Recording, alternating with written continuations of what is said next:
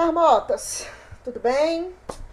Então, pessoal aí do primeiro ano, vamos para mais uma videoaula nossa, tá? Todo mundo aí com caderno na mão. Não quero saber de conversa. Aluno que ficar conversando aqui durante a aula, eu vou chamar a Valquíria. Então, ó, por favor, tá? Vamos fazer uma aula bacana, abrindo os cadernos, tá? E na nossa próxima aula nós vamos tirar dúvidas no nosso plantão. Hoje nós vamos falar sobre os componentes químicos da célula, tá? Então eu preciso de muita atenção de vocês, tá? Anotem tudo, façam a leitura do livro texto também. Para de conversar aí, menino, tô doida. Gente, então vamos conversar aí, começar aí, tá?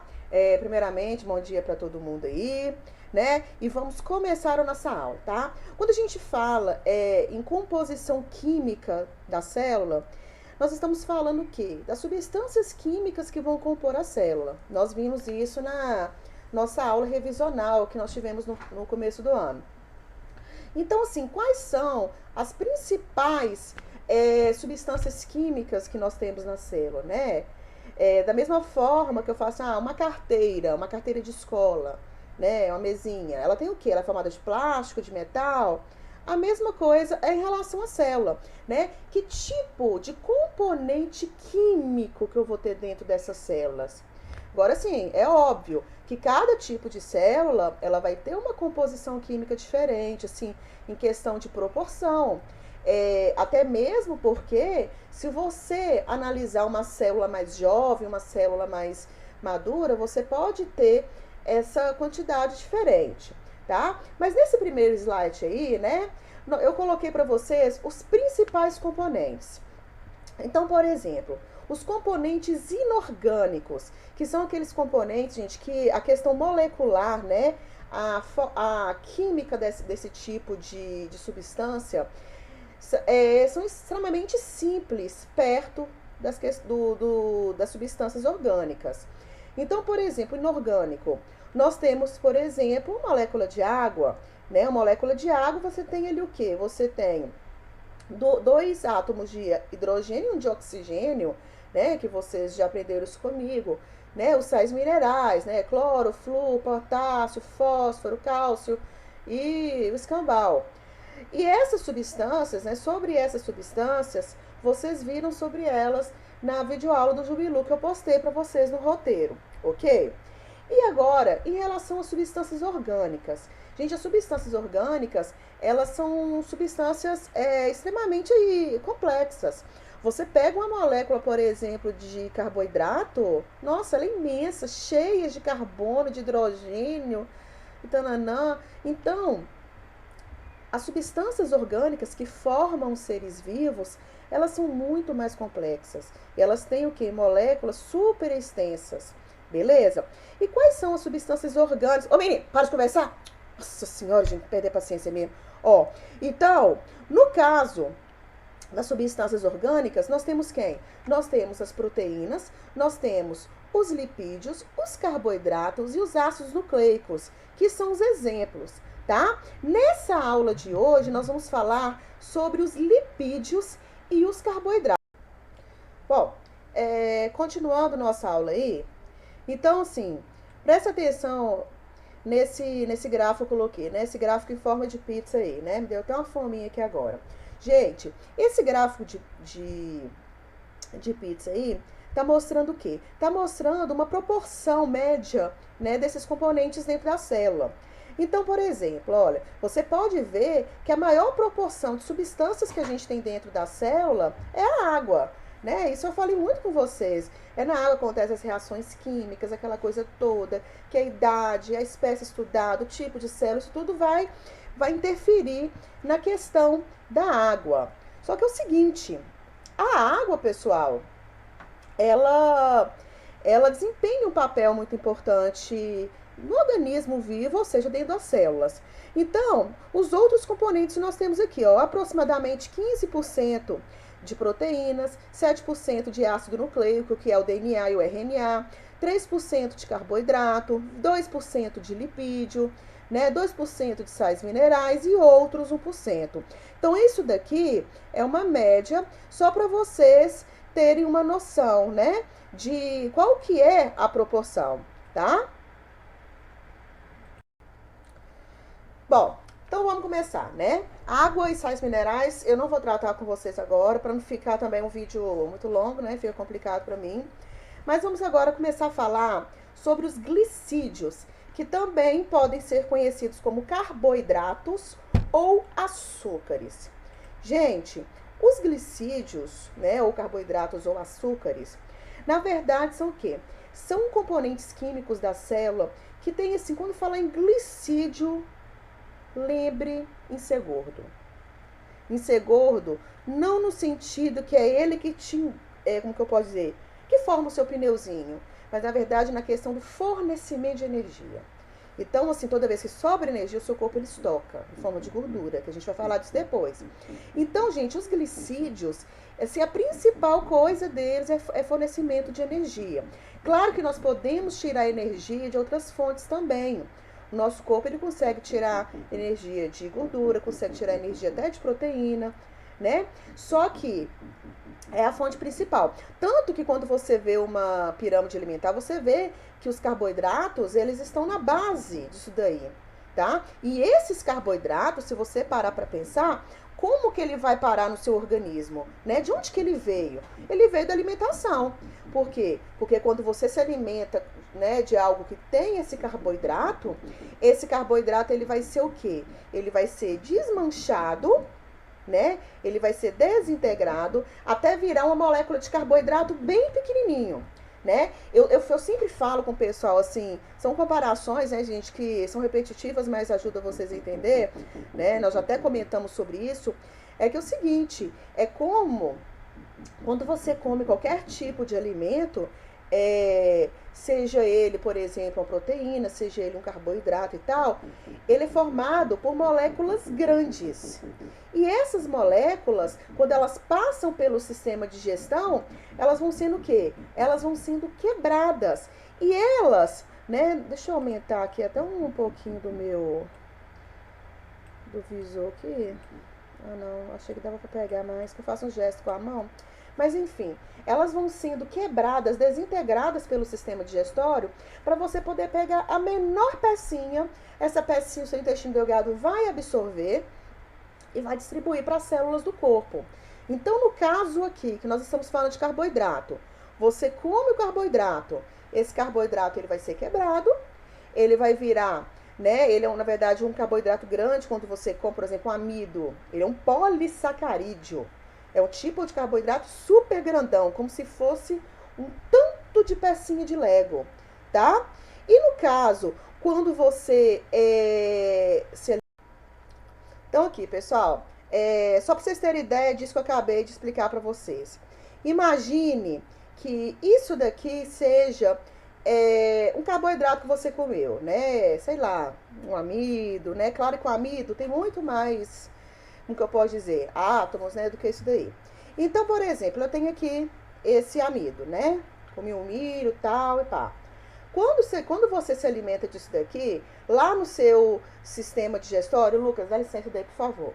Quando você vai comendo, o seu sistema digestório ele vai quebrando, né? Ele quebra em 2, né? Aí depois ele quebra em 4. E ele vai o quê? E ele vai desmontando, desmontando, desmontando, até as pecinhas de Lego ficarem bem pequenininhas. Ó, como que elas ficaram pequenininhas. Nossa senhora, gente, é muito ajeitado mostrar pra câmera, ó. Elas ficaram todas o quê? Desmontadinhas. Então, você come o carboidrato, ele maior. Só que ele é desmontado, desmontado, até virar o quê? Até virar um carboidrato bem pequenininho. E é esse carboidrato pequenininho que o seu intestino, ele vai o quê? Ele vai absorver, vai mandar para a corrente sanguínea, ok? Mas já que a gente tá falando de carboidrato agora, vamos esquecer proteína e tal. Apesar que esse pensamento de desmontar a pecinha, né, é o mesmo sentido. Inclusive, quando o seu corpo ele absorve essas pecinhas que foram desmontadas, lá dentro do seu corpo, essas pecinhas, elas podem ser rearranjadas de novo. Você pode pegar e montar outra coisa, ou você pode utilizar para produzir energia, que no caso do carboidrato, é esse, né, o caso mesmo. Então, os carboidratos, qual que é a fórmula geral dele? Na verdade, ele vai ter o quê? Ele vai ter carbono, basicamente carbono, hidrogênio e oxigênio. O que seria esse N, 2Ns e N aqui? Isso aqui seria questão de proporção. Por exemplo, numa molécula de carboidrato, eu tenho o quê? Eu tenho, para cada carbono, eu vou ter 2 hidrogênios e vou ter um carbono. Então, vamos supor que esse N, vamos supor que ele seja o valor 2. Então, seria C2H4O2, ok? Então, gente, olha aí. Em alguns casos, esses carboidratos, né? Além de ter aqueles elementos que nós já vimos, né? O hidrogênio, o oxigênio e tal, nós podemos ter também o quê? Nós podemos ter também, né, no caso, nitrogênio ou enxofre aderido a essa molécula. Mas essa conformação aqui é a conformação geral, tá? Então, vamos supor que isso aqui fosse um C6. Seria C6H12O6, né? Tenho certeza que vocês conhecem essa fórmula, que é a fórmula da glicose, tá bem? Bom, que funções esses carboidratos eles vão desempenhar? Tá? Eu já falei para vocês pararem de conversar. Eu já falei, não vou falar de novo, não. Bom, quais são as funções, né?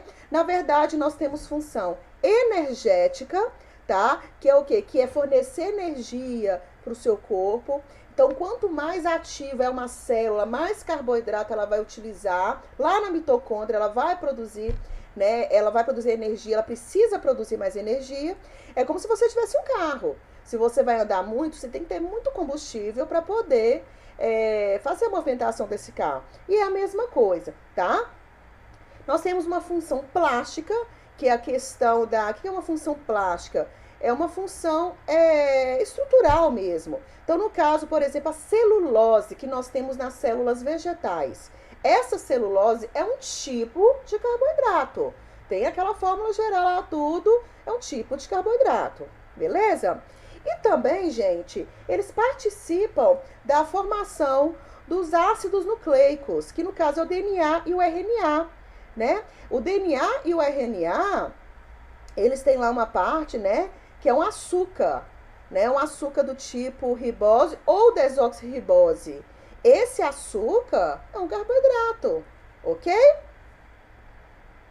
Absolutamente, eu não tive infância. Olha a minha bonequinha aqui, ó, que fizeram igual a mim. Mas enfim, vamos ver como que são os monossacarídeos em questão de molécula. Voltei. Bom, então, olha o que nós temos aqui. Nós temos a mesma fórmula geral dos monossacarídeos, CN, H2N, ON. E, no caso, esse N, tá? A quantidade de carbono, ele vai variar de 3 a 7. Então, por exemplo, se você tiver aqui C6H12O6, é um monossacarídeo, tá? Então, esse N aqui nos monossacarídeos, eles vão variar de 3 a 7, tá bom? No caso... Eita, trem. Eu não sei porque tem hora que não passa. Erro de gravação. Ah, passou, gente. Eu vou continuar, desculpa aí, tá? Aí, no caso, gente, eu tenho alguns exemplos aqui de monossacarídeos, ó. Galactose, né? Eu tenho aqui frutose, glicose, ribose, que é o açúcar do RNA, a desoxirribose, né? E tá mostrando aqui onde que eu vou encontrar, tá? No caso da galactose, para você ter ideia, é um dos componentes do açúcar do leite, tem função energética. A frutose, mel e frutos diversos, tem função energética. Se você for olhar, quase tudo tem função energética. Mas se você olhar aqui a ribose e a desoxirribose, tem função o quê? Tem função, no caso, de formar o RNA e o DNA. Então, eu posso falar que tem uma função, no caso, de de material genético, de armazenamento de material genético. Eu posso falar que eu tenho função também na questão de produção de proteínas por causa do RNA. O RNA ele participa da produção de proteínas. Mas se você olhar aqui essa tabela, cara, tá bem bacaninha, tá mostrando para vocês que a questão, na maior parte deles, eu tenho o quê? Eu tenho a questão energética. Gente, galactose e glicose, elas têm a mesma fórmula química. Só que quando você olha o arranjo da molécula, são diferentes, porque elas são isômeros, né? Elas têm a mesma fórmula química, mas estruturalmente elas são diferentes. Beleza? Bom, outro termo que eu gostaria de falar com vocês é em relação aos oligosacarídeos, tá? Então, o oligosacarídeo, ele na verdade é um tipo de carboidrato também relativamente pequeno, tá? E esse oligosacarídeo, ele tem a união de 2 a 10 monossacarídeos. Então, por exemplo, se eu tiver aqui, ó, vou pegar até meu legozinho de novo aqui. Se eu pegar aqui, vamos supor que isso aqui, ó, peguei igualzinho. Isso aqui são 2 glicoses, né? Eu peguei essas 2 glicoses aqui, tá? Que são monossacarídeos. E eu uni, eu tenho a formação de um oligosacarídeo. Só que esse oligosacarídeo é um oligosacarídeo do tipo disacarídeo, porque são 2 monossacarídeos formando um oligosacarídeo do tipo disacarídeo. Agora, se eu pegar outra molécula igual a essa aqui e encaixar e ficar 3, que eu não tenho aqui na mão, tá? Na verdade, eu já vou ter um oligosacarídeo do tipo trisacarídeo, tá? Mas, enfim, o que é um oligosacarídeo? É a união de 2 a 10 monossacarídeos. De 11 para lá já não vai ser um oligo, tá? Os disacarídeos, o disacarídeo é um oligosacarídeo com 2 monossacarídeos, como que eu falei, ó. 2 monossacarídeos uniram e formou o quê? E formou um disacarídeo. E ele é oligo, por quê? Porque ele tem entre 2 a 10, tá? Essa figura aí tá mostrando para vocês, né, a união dessas 2 glicoses que eu representei aqui, ó. Então, quando você tem a união dessas 2 aqui, na verdade, eu tenho o quê? Eu tenho uma ligação chamada de ligação glicosítica. Essa ligação aqui, gente, é o que vai unir, como se fosse essa pecinha do Lego aqui. Então, para 2 monossacarídeos eles se unirem, eles se juntarem, eu tenho que ter uma ligação do tipo glicosídica. E essa ligação, gente, se você olhar aqui nesse esquema, é uma ligação que libera água. Por quê? Porque, na verdade, a ligação entre esses 2 monossacarídeos acontece entre o oxigênio e hidrogênio de um, o oxigênio e hidrogênio de outro. E quando se une, na verdade, vai se unir pelo oxigênio e liberar H2O. Então, 2 monossacarídeos, quando eles se unem, eles liberam água. Fechou? Aqui alguns exemplos, né, de oligosacarídeos, no caso, oligosacarídeos do tipo disacarídeos e do tipo trisacarídeo, é o seguinte. No caso aqui, com um exemplo principal, nós temos aqui a sacarose. A sacarose é um tipo de carboidrato disacarídeo. Por quê? De onde que ela veio? Ela é formada pela união de 2 monossacarídeos, de uma glicose e de uma frutose. E onde que nós encontramos? Na cana-de-açúcar, na beterraba. E função energética. A lactose, que é um disacarídeo que nós encontramos no leite. Eu tenho ali uma molécula de glicose unida com uma molécula de galactose. Lembrando que essa união libera água, tá? Encontrada no leite, função energética também. A maltose é aquele exemplozinho que eu dei dos Legos aqui, ó. Eu tenho 2 glicoses, né? Então, quando 2 glicoses elas se unem, elas formam uma maltose, encontrada em vegetais, né? Função energética. E o trisacarídeo, né? Vou falar para vocês da rafinose, que na verdade eu tenho uma molécula de glicose unida com uma de frutose, unida com uma de galactose. Ó, 3, tá? encontrada em leguminosas. Não é digerida pelos seres humanos. Função energética, ok? Como que esses carboidratos, como que esses açúcares, eles podem ser classificados? Gente, eles são classificados de acordo com o tamanho da molécula. Lembra das pecinhas de Lego? Ó, as pecinhas de Lego aqui, ó. Então, ó, o que vai acontecer? Ai, tem uma formiga chata aqui. O que vai acontecer? Nós temos os monossacarídeos, os disacarídeos e os polissacarídeos. Então, o que são, né? Quais são os monossacarídeos? São os menores carboidratos que tem, né? Como, por exemplo, a glicose, a frutose e a galactose. Esses aí é como se fosse a menor pecinha, né? É como se fosse assim, ó, glicose, galactose e frutose, tá? No caso, é como se fosse a pecinha de Lego pequeno.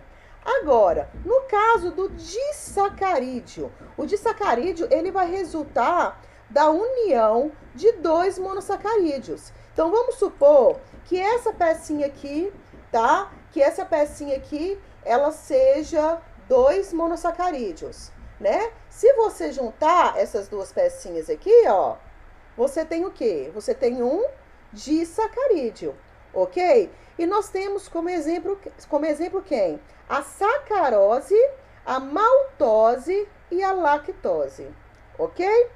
E nós temos também os polissacarídeos. Lembra assim, ó, poli vem de muito, né? Então, resulta da união de centenas de monossacarídeos e disacarídeos.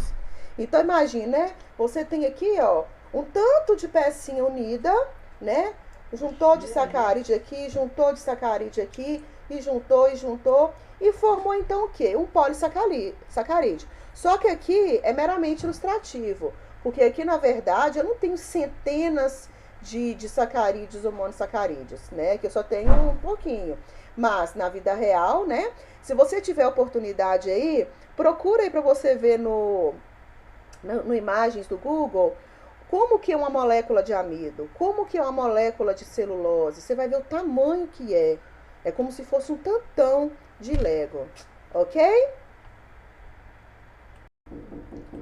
Polissacarídeos. Gente, poli vem de muito. Então vamos lá. União de mais de 10 monossacarídeos. Ó, é aqueles leguinhos tudo junto que eu falei com vocês, tá? São considerados polímeros de monossacarídeos, tá? Exemplo, o amido. O amido, ele tem cerca de 1.400 moléculas de glicose.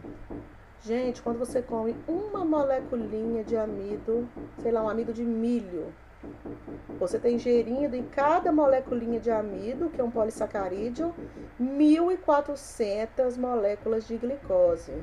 Isso tudo vai ser quebrado. Quando chega lá no intestino, tá tudo pequenininho para você absorver. É tenso. Bom, eu coloquei aqui alguns exemplos, né? A celulose, a quitina, o amido, o glicogênio, são tudo exemplos de polissacarídeo, né? Dá uma paradinha aí, dá uma lida nisso daí, tá? A celulose, que nós temos na parede celular dos vegetais. A quitina, que nós temos na parede celular dos fungos, nós temos no exoesqueleto também de artrópodes. O amido, que é uma reserva das plantas, né? Que quando a gente ingere uma planta que é rica em amido, a gente está pegando esse amido, porque nós vamos aproveitar o seu carboidrato. Nossa, e o glicogênio, que nós já falamos disso em sala também, que é encontrado como reserva nos fungos e nos animais, tá? Então, no nosso caso aqui, quando sobra carboidrato, a gente reserva ele uma parte em forma de glicogênio, que é um polissacarídeo enorme, que você guarda lá no fígado, nos músculos, e você vai utilizar em situações que falta energia, como, por exemplo, à noite, que você não vai acordar para comer à noite, porque você não é galinha de granja, ok? Gente, agora nós vamos falar no nosso segundo tipo de substância orgânica que nós temos, né, na célula, que são os lipídios, conhecida como gorduras, óleos, ceras. Então, olha para vocês verem. tá? São substâncias fisicamente caracterizadas pela insolubilidade em água. Então, assim, aquele negócio de eu falar assim que a água é um solvente universal, não se aplica aqui não. Tinha que chamar solvente quase universal, tá? Porque, gente, os lipídios, eles não são solúveis em água, tá? Porque, assim, vocês já devem até ter aprendido em química, né? Polar dissolve polar, apolar dissolve apolar.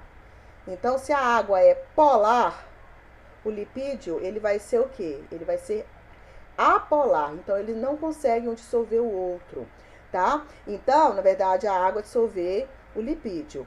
E essas substâncias, gente, nós encontramos, assim, em questão de alimentação, nós encontramos o quê? Na gordura das carnes, óleo, azeite, algumas sementes, né? Nós temos essa reserva de gordura. E é uma alimentação, e é um tipo de nutriente também muito importante, tá? E quais as funções que esse lipídio ele vai desempenhar no seu organismo, né? Nossa, a câmera tá tortinha. Bom, depois dos carboidratos, né, os lipídios ou glicerídeos constituem a mais importante fonte de energia para os seres vivos, tá? Então, ele também tem um alto valor energético, né? Ele também pode participar da questão da produção de energia, mas o seu corpo, ele opta primeiro pela questão do carboidrato, tá? Daqui a pouco vocês vão entender. As gorduras sobre a pele atuam como isolante térmico, mantendo o calor do corpo. Gente, a gordurinha que você tem, né? Essa gordurinha que está no pneuzinho, eu não tenho muito disso não, sabe? Mas essa gordurinha aí que esse pessoal aí tem, tá? Deixa com aquela pochetezinha na barriga, aquilo ali nada mais é do que célula, né? Não é do que são, né? Na verdade são muitas células que armazenam gordura. E essa gordura, na verdade, ela foi armazenada porque sobrou. Você ingeriu mais alimento energético do que você precisava. Vou te falar, eu não entendo muito bem disso não, porque não é meu caso, né? Então, nessa situação, seu corpo ele armazena no tecido adiposo, que fica ali sob a pele, né? No caso, na hipoderme. Então, gente, o que essa gordura ela faz? Ela tem uma função de isolante térmico, que é o quê? Que é reter calor no seu corpo. Por isso que o gordinho sua pra caramba, também não é o meu caso, tá? E também pode atuar na questão de reserva energética, né? Faltou, a pessoa aí tá aí fazendo uma dieta, ficando 15 dias ingerindo pouco carboidrato, ingerindo pouco alimento energético. O corpo, ele vai lá e vai queimar essa reserva. Então, é como se fosse uma poupança para emergência, tá? Nas plantas, né? Algumas plantas armazenam isso na semente para poder nutrir o embrião durante a germinação. Olha que bacaninha também, né? Por isso que o feijãozinho lá ele começa a crescer bonitinho assim, porque na verdade ele tem essa reserva, uma das reservas, né? Mas ele tem essa reserva ali dentro da semente, tá?